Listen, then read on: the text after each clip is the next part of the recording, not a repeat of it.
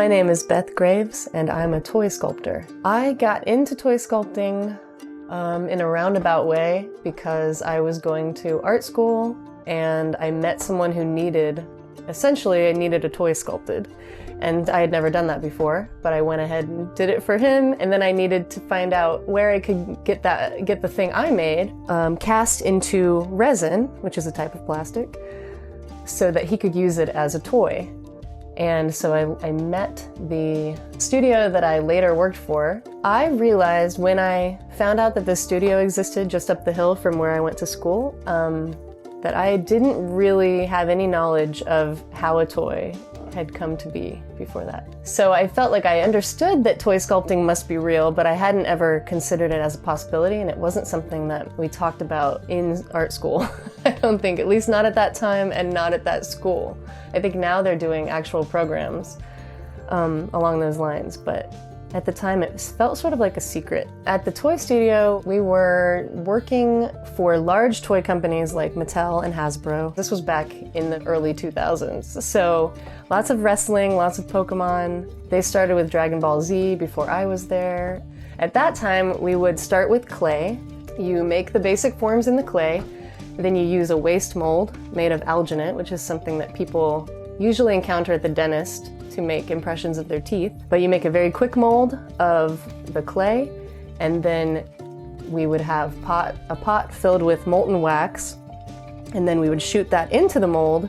Then when we were done with that and it hardened, we would have the wax to refine. And so then once you refine that wax exactly to where you want it, that is the prototype that is sent to the company, and then they get all of those many castings made to go to Target or Walmart or Toys R Us at the time.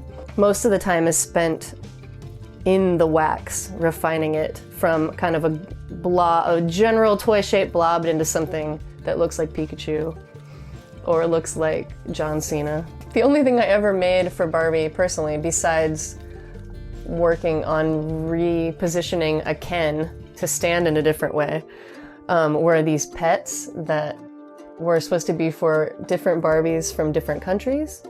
They were all these kind of cutesified but slightly realistic pets that would go with each Barbie. So we had a moose, there's a panda, there's a koala, various dogs, and they all have kind of slightly giant eyes, but are otherwise realistic.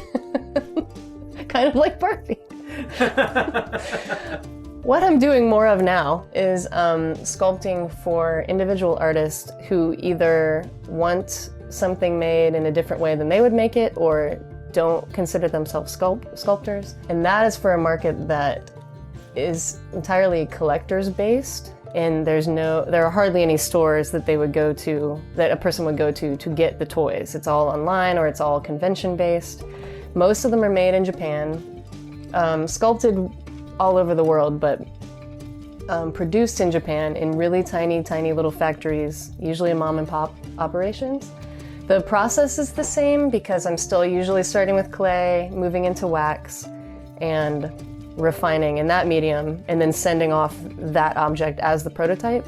But the process is completely different from the large-scale Chinese production. So I'm working now, instead of for a Hasbro or a Mattel, I'm working for an artist who lives in Oregon or somebody who lives in Tokyo, and I do everything from home, and they send me pictures and we communicate via email usually, and then I send them a prototype and they have it made in one of these small factories.